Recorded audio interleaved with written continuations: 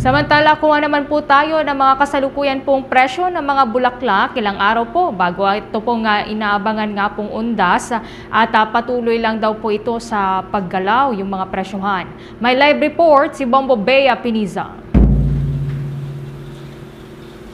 Bombo Genesis, Bombo Ever, narito tayo ngayon sa Dangwa Flower Market kung saan titignan natin yung kasalukuyang presyo ng mga bulaklak ilang araw nga bago ang paggunita ng mga Pilipino sa undas.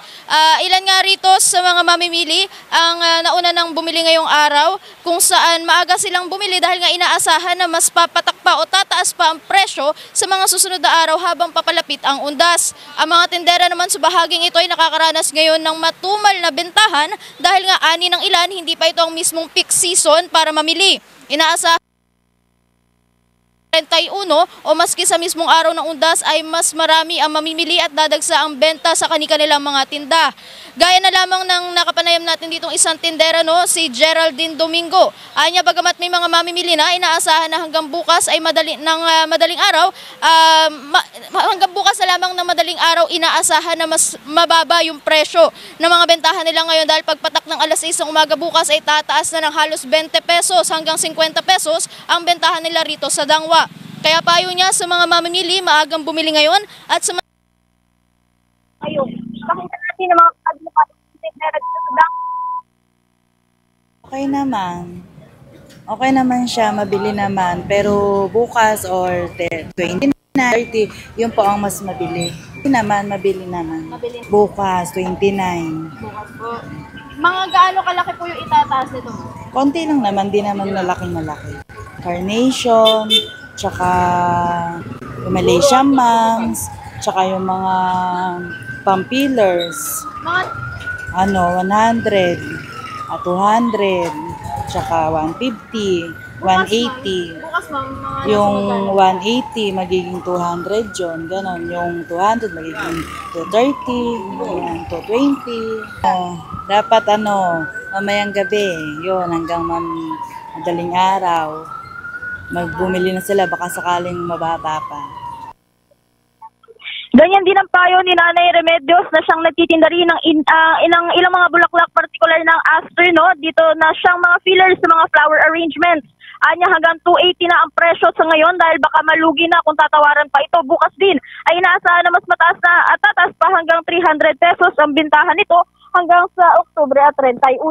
Pakinggan naman natin ang mga bahagi ng pahayag ni Nanay Remedios. matumal pa po.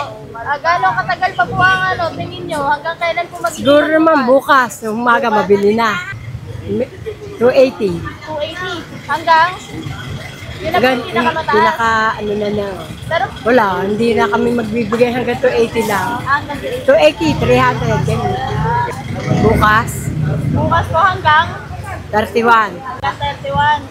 Baka, nang mahirap ngayon itong aster Marami naman namimili ng ganyan talaga pampiller kasi yan Ay bumili na sila ngayon para mura-mura. Kasi magtataas pa yan Sa ngayon, Bombo Genesis, Bombo Ever, maluwag pa naman ang daloy ng mga tao rito sa Dangwa pero inaasahan na simula mamayang hapon hanggang bukas na madaling araw ay mas dadami pa yung foot traffic dito dahil nga umpisa na ito ng pinaka-peak season ng bilihan ng mga bulaklak dito sa Dangwa since malapit din ito sa Manila North Cemetery na siyang pinakamalaking sementeryo dito sa Kamaynilaan. Inaasahan na mas marami na ang bibisita simula bukas. Bombo Genesis, Bombo Ever. Okay, sige. From time to time, update pa rin tayo dyan sa may bahagi ng Dangwa para sa presyohan ng mga bulak. Maraming salamat. Ingat ka dyan, Bombo Bea. Yan muna mga updates mula dito sa Dangwa Flower Market. Ito si Bombo Bea Piniza and this is Bombo Radio Philippines, the #1 and most trusted source of news and information. Basta Radio, Bombo! For the most trusted source of news and information, visit our website at www.bomboradio.com. Follow us on Bombo Radio mobile app, Facebook, YouTube, TikTok, and X, formerly Twitter. Like, share, and stay connected. Anytime, anywhere.